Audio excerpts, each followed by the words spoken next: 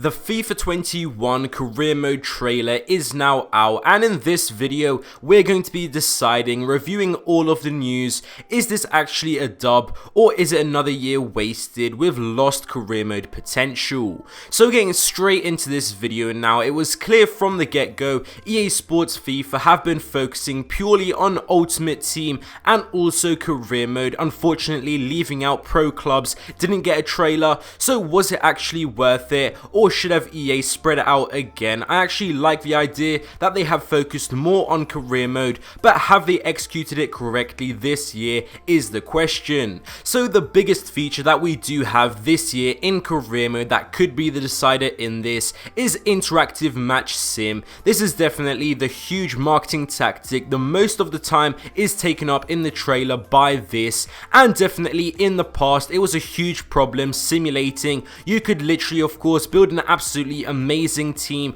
and you just lose against a regulation side, a middle side team, and of course the only reason was because it's an away game. You weren't playing in your normal stadium, and that's absolutely ridiculous. If you build an amazing team, you deserve to be winning most of the games unless it is another big team. So this definitely fixes this. We now have 3 options to play in career mode. Play match is just of course traditional gameplay. Sim match is going to be launching the new interactive match sim, and there is always that option the whole time, a quick simulation. You can just of course instantly jump to the end of the game and see the final result. You can also do this in the new match simulation. You at any point, if your team goes up by a few goals maybe, you can just choose to skip right till the end of the match. You don't have to watch the rest of the game play out. But the main point in this new simulation feature is that at any point of the new simulation you can just jump in or jump out. So for example, at key moments such as penalties, free kicks, you can go into the gameplay and play it for yourself, because no one trusts the AI of course, they always just mess up. And you can also, if you're close to the goal, you can just take control then and try and score from that opportunity. So it's definitely giving you full control. The AI isn't just going to generate some random result of the game. It is really now you are watching it, you can change the game plans, everything like that. You are going to be witnessing the full thing, and I'm definitely excited to try this out.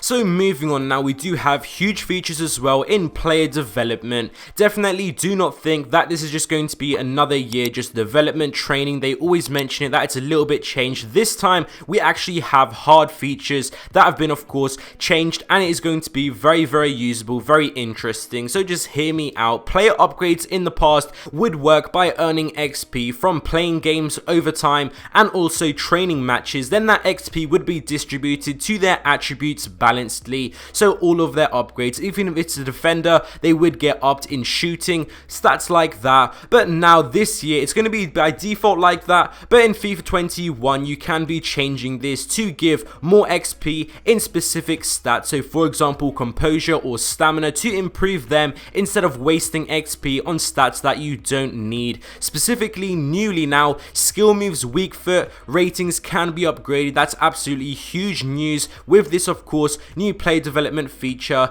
Attacking defensive work rates as well, and that of course is going to be absolutely amazing. Not to mention player positions as well can be converted, so definitely a lot more control now over your players. You can specifically make sure they are going to be upgrading in some stats that they might be weaker on, and also fully change their positions, skill moves and work rates is just absolutely amazing. That is definitely going to be the biggest news, player development, all of this features into one. It doesn't sound interesting, but when you look into it, definitely very good features. You would know if you are a career mode fan, and also with that simulation alone, those two are very good.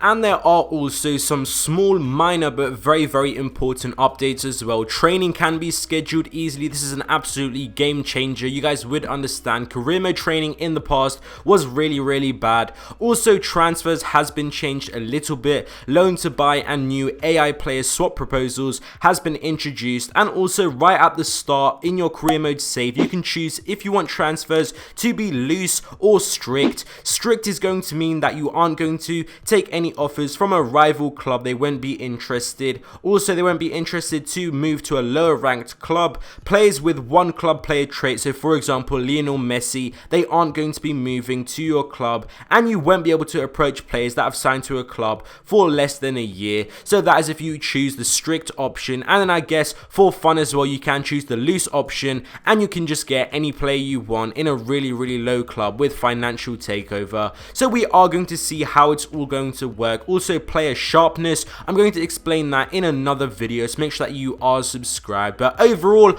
I would say when you look at the menus itself, career mode definitely has been put a lot of effort into from EA, so I do appreciate it, and it is going to be interesting. I think we just need to get into it. Once we play it, we will really notice the changes.